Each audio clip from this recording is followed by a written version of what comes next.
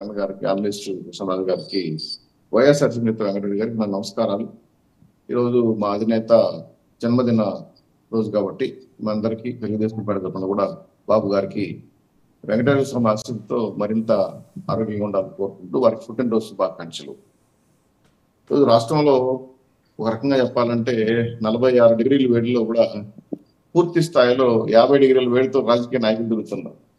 మాకే కాకుండా ప్రజల్లో కూడా ఒక రకమైన వ్యతిరేకత రావటం పూర్తి స్థాయిలో మీరు గమనించినప్పుడు సర్వే రిపోర్ట్లు కావచ్చు, ఎలక్షన్ ప్రచారంలో అభ్యర్థులు కావచ్చు, వివిధ పార్టీ రాజకీయాల యొక్క ఎత్తుగడలు కావచ్చు, మార్పులు చేర్పులు వస్తున్నాయి, వాడి వేడి పెరిగిపోతాం. ఇక్కడ మీరు పెట్టిన అంశం చాలా ముఖ్యమైన అంశం. ఏదైతే ప్రభుత్వంలో కార్యనిర్వాహక వ్యవస్థ ఏదైతే ఉందో, ప్రభుత్వ ఆదేశాలను అమలు చేసే విషయంలో ఉన్నారు, వాళ్ళ యొక్క ఆలోచన విధానాల్లో మార్పు వచ్చింది. మీరు మీకున్న అనుభవంతో కొంత మీకు కూడా ఎక్స్పీరియన్స్ ఉంది. 14 లక్షల మంది ఉద్యోగులు ఉన్నారని అనుకుంటున్నాను సబ్జెక్టివ్ కరెక్షన్ ఆంధ్ర రాష్ట్రం. అలాగే కాంట్రాక్ట్ అవుట్ సోర్సింగ్ వర్కర్స్ అంటే అంగన్వాడీ వర్కర్స్ 1 లక్ష మంది, ఆశా వర్కర్లు 1,32,000 మంది, అలాగే గోపాల మిత్ర అంగన్వాడీ వర్కర్స్ 1 లక్ష మంది పై చెప్పుకున్నారని, టీచర్స్ 22,000 మంది ఉన్నారని, కాంట్రాక్ట్ అవుట్ సోర్సింగ్ వాళ్ళంతా కలిపి 16.5 లక్షల వరకు ఉద్యోగస్తులు ఉన్నారని, నికరంగా పర్మనెంట్ ఉద్యోగులు 14 లక్షల మంది ఉన్నారని. మరి వస్తానే సిపిఎస్ రద్దు చేస్తానన్న జగన్మోహన్ రెడ్డి గారు దాని మీద జరిగిన చర్చలు, వాటి ఫలితాలు 28 సార్లు 29 సార్లు ఉంటుందని మంత్రివర్గం, అలాగే ఐఏఎస్ ఆఫీసర్లు, మంత్రివర్గం ఉపసంఘం, అలాగే వాళ్ళ ఎన్జిఓ సంఘం అధ్యక్ష కార్యదర్శులు చర్చ జరిగి చివరికి సిపిఎస్, ఓపీఎస్, జిపిఎస్ అర్థం కాక అది ఒక అలా తక్కువ నిలిచిపోయింది.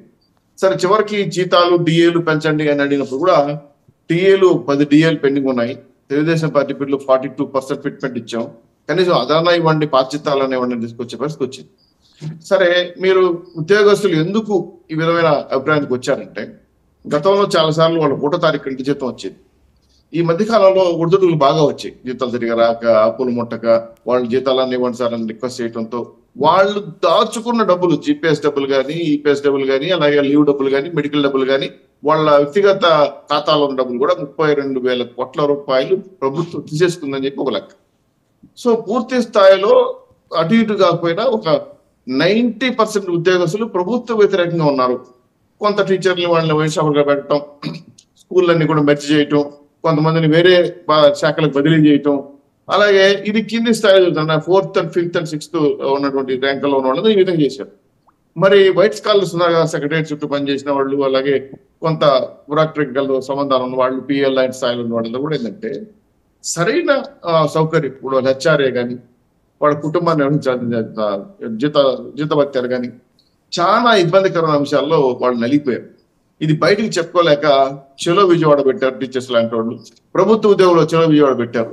దీనిపైన ఉక్కుపాదం మోపి ఎక్కడికక్కడ అరెస్ట్ చేసి రైల్లోనూ, బస్సుల్లోనూ, కార్లో వచ్చి నిలిపేసి ఆ స్టేషన్లో తీసుకెళ్ళి వాళ్ళు నిర్బంధం చేసినట్టు చూసి. సో ప్రభుత్వం ఏమనుకుంటుందంటే ఉద్యోగస్తులు మాకు అనుకూలంగా లేరు. 16 లక్షల మంది లెక్కేసుకుంటే, మీరు లెక్కేసుకోండి, దాదాపు 64-60 లక్షల మంది ఓటర్లు వాళ్ళ కుటుంబ సభ్యులతో మనం దూరం అవుతాం, ఎట్లయినా సరే దీన్ని కంట్రోల్ చేయాలి.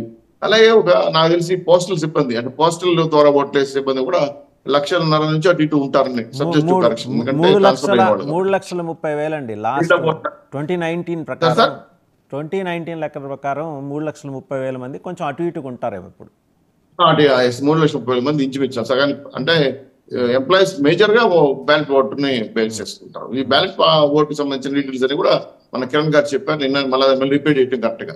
ఇంకో విషయం ఏంటంటే, ఎప్పుడైతే బ్యాలెట్ పేపర్ తీసుకొని బ్యాలెట్ ఓటు పోస్టల్ ఓటు వేసే అది ఉద్యోగస్తులు కానీ, నేరుగా వాళ్ళ నియోజకవర్గాల్లో ఓట్లు వేసే ఉద్యోగస్తులు కానీ ఖచ్చితంగా వైకాపా ఒక ఇండికేషన్ అయితే వచ్చింది, ప్రభుత్వ ఉద్యోగులు ఎవరు కూడా మాకు ఓట్లు వేయరు, ఎందుకంటే మేము వాళ్ళ విధంగా అరెస్ట్ చేసాము అనే ఫీలింగ్ లో ఉండడం వల్ల దీన్ని చెక్ పెట్టాలి కదా, ఓట్లు వేయనకునో లేక ఆపటానికో లేదా వేరే నిబంధనలు పెట్టడం. దీనివల్ల ఏమైందంటే పూర్తిగా ఒక గందరగోళం సృష్టించవచ్చు. దాంతో వీళ్ళు వేసేదాన్ని కండిషన్స్ అప్లై చేయడం వల్ల వాళ్ళు అటు ఇటు తిరగడానికి శ్రమ సరిపోతుంది. గతంలో బ్యాలెట్ తీసుకొని పోస్టల్ బ్యాలెట్ ఏదో గుర్తు నచ్చిన గుర్తు రాసి పోస్ట్ చేసేవాడు. ఇప్పుడు అలా కాదు, చాలా నిబంధనలు మార్చుకుంటూ వచ్చారు. ప్లస్ ఏంటంటే నియోజకవర్గాల్లో వ్యతిరేకత ఉంది కాబట్టి ఎంప్లాయీస్ దగ్గర వీళ్ళ ఓటు మనం రాబట్టలేము, కాబట్టి వీళ్ళని ఎట్లా చెక్ పెట్టాలని చేస్తున్నారు. కుట్రలో భాగంగానే ఎత్తుగడు. అయితే జగన్మోహన్ రెడ్డి గారు ప్రభుత్వం చేయాల్సిన పని ఏంటంటే ఈసీ అనుకూలంగా పనిచేస్తా ఉందా, వ్యతిరేక పనిచేస్తుందని చెప్పదలుచుకోలేదు. ఎందుకంటే ఎలక్షన్ కమిషన్ వాళ్ళు నాకు తెలిసి వరకు న్యాయంగానే పనిచేస్తున్నారు. ఇప్పటికే 9 మంది ఐఏఎస్ ఐపీఎస్ అధికారులు మార్చారు. మళ్ళా నిన్న ఎన్ఎండిసి అంటే నేషనల్ మైనింగ్ వాళ్ళు కూడా మార్చారు. అలాగే బేవరేజ్ కమిషన్ ఎండీ కూడా మార్చారు వాసుదేవరెడ్డి గారు. వాళ్ళ పరిధిలో వాళ్ళు ఏమేమి చర్యలు తీసుకుంటారు. ఇప్పుడు 5 ఏళ్ళు సమానంగా ఉన్నాయంటే 5 ఏళ్ళు సమానంగా లేవు కదా. మొత్తం ఉద్యోగస్తులందరూ ఎంప్లాయీస్ అందరూ కూడా ఒకే గంట కట్టలేవు. ఒకరిద్దరు తప్పు చేసేవాళ్ళు ఉంటారు, అనుకూలంగా ఉండేవాళ్ళు ఉంటారు, వాళ్ళ స్వార్థ సంబంధాలు కూడా ఉంటారు. అయితే ఈసీ నిజాయితీగా పనిచేయడంలో చాలా వరకు ప్రయత్నం చేస్తున్నారు. అమలు చేయించింది ఎవరు సార్ ఇవన్నీ నిర్ణయాలు? ఈసీకి ప్రత్యేకంగా అభివృద్ధులు సరే ఉద్యోగస్తులు ఉంటారు కదా, ప్రభుత్వ ఉద్యోగులే వాళ్ళకి అలాట్ చేస్తారు. సరే ఎవరు వాసుదేవన్ గారు మంచోళ్ళు కాదు, చౌదరి గారు మంచోళ్ళు కాదు, లేదు ఇంకోరు మంచోళ్ళు చెప్పలేదు. పరిస్థితికి అనుకూలంగా వాళ్ళు ఉన్న పరిధిలో 3-4 పేర్లు ఐఏఎస్ పేర్లు ఇస్తారు, దాన్ని సెలెక్ట్ చేసి ఇచ్చేస్తారు. సో నాకు తెలిసి ఉద్యోగస్తులు రాష్ట్ర వ్యాప్తంగా ప్రభుత్వాన్ని ఓట్ చేసే పరిస్థితి లేరు కాబట్టి దీన్ని ఎలా అయినా చెక్ పెట్టాలని చేసిన ప్రయత్నంలో భాగంగా చేసిన వ్యవహారమే కానీ ఇది వాళ్ళని ఒప్పించి డబ్బులు ఇంకా ఓట్లు వేసుకుంటామని ఆలోచన వాళ్ళకి లేదు. సో ఎంప్లాయీస్ పరిధిలో ఖజానా అంటే ట్రెజరీ వర్కర్స్ కానీ, అలాగే అమరావతిలో ఉన్నటువంటి ఎన్జిఓ సంఘాలు 2-3 సంఘాలు ఉన్నాయి. ఉద్యోగ సంఘానికి ఎన్జిఓ సంఘానికి రిజిస్ట్రేషన్ మెంబర్షిప్ కూడా వెంకటరామరెడ్డి రద్దు చేశారు. ఆయన కూడా ఎలక్షన్ డ్యూటీకి పోకూడదని చెప్పి అమరావతికి పరిమితం అని చెప్పి కోర్టు నోటీసులు కూడా ఇచ్చినట్టు చౌదరి గారు జనరల్గా ఈసీ రివ్యూస్ ఉంటాయి కదా, రివ్యూస్ ఉన్నప్పుడు మీ పార్టీ రాష్ట్ర అధ్యక్షుడు అంటే జాతీయ అధ్యక్షుడు, జాతీయ ప్రధాన కార్యదర్శి ఇద్దరు ప్రచారంలో చాలా తీవ్రంగా తిరిగేస్తున్నారు. కాబట్టి రాష్ట్ర అధ్యక్షుడికి ఈ పని అప్పచెబితే ఆయన వెళ్ళి ఆఫీస్లో కూర్చొని ఏదో రిప్రజెంటేషన్ ఇచ్చి కాసేపు మీడియాతో మాట్లాడటం, ఆ ఉద్యోగం అన్న ఆయనకు ఇచ్చారా లేదా మీరు? దీనికి సంబంధించి ఎంప్లాయీస్ ఉద్యోగస్తుల నాయకుల్ని మమ్మల్ని కలవనీయటం లేదు సార్. చాలా సార్లు ఫోన్ల ద్వారా వాళ్ళు సంప్రదించారు. ఎందుకంటే కొంత వాళ్ళ మీద నిఘా ఉంది. వాళ్ళు వేరే పార్టీకి మా యూనియన్ తరఫున మద్దతు తెలియజేస్తారా, లేదంటే టీచర్స్ మద్దతు తెలియజేస్తారా ఒక నిఘా వాళ్ళ సంగతి పక్కన పెట్టండి. మీరు ఈసీకి రిప్రజెంటేషన్ ఇచ్చారా లేదా, ఇస్తారా అలాంటి ఆలోచన లేదు. ఎందుకంటే మీరు పోల్ మేనేజ్మెంట్ అడావిలో పడిపోయి అసలు మర్చిపోతున్నారు. నిజమే సార్, ఇంతవరకు అయితే ఆ విషయం పైన అటువైపు కూడా వెళ్ళలేదు. ఎందుకంటే యువ కమిటీలు మా పార్టీ 3 పార్టీలు కూడా ఎలక్షన్ ప్రచారం తీవ్రంగా ఉన్నాయి. ఈ ఎంప్లాయీస్ ని ఇటువంటి నిబంధనలు పెట్టి అనేక ఇబ్బందులు పెడుతున్న విషయాన్ని దృష్టికొచ్చింది. ఖచ్చితంగా నాకు తెలిసి ఈ రోజు రేపు లోపల ఈసీకి ఒక రిప్రజెంట్ ఇవ్వడం కాకుండా దీన్ని సరళమైన ఓటింగ్ పద్ధతులు తీసుకురావాలనేది కూడా ఒక ఆలోచనతో మేము ప్రపోజల్ చేద్దాం అనుకుంటున్నాం. అది ఎంతవరకు ఈసీ అమలు చేస్తుందో చూడాలి. తర్వాత ఒకరిద్దరు చెప్తూ బీజేపీ మాతో లేరు, వైసీపీతో మాతో అంటే జనసేనతో దగ్గర లేరు అని కొన్ని చెప్పుకుంటూ వచ్చారు. సరే అది వాళ్ళ వ్యక్తిగత అభిప్రాయం ఉండొచ్చు, కానీ బీజేపీ మిత్రులు కానీ, జనసేన కానీ, తెలుగుదేశం పార్టీ కానీ 3 మా బాండింగ్ మొట్టలో మేము పనిచేస్తున్నాం. ఈసీని ప్రభావితం చేసేంత స్థాయిలో అన్ని రాజకీయ పార్టీలు ఉండి ఈసీని పక్కదారి పట్టిస్తారని అనుకోవటం లేదంటే ఈసీ నిబంధనల ప్రకారం చేయాల్సింది. అది జరగకపోతే ఇబ్బంది కలుగుతా అంటే రిప్రజెంటేషన్ ఇస్తాం లేదా కంప్లైంట్ ఇస్తాం, అంతేగాని ఎలక్షన్ కమిషన్ ని కంప్లీట్ చేయదలుచుకోలేదు.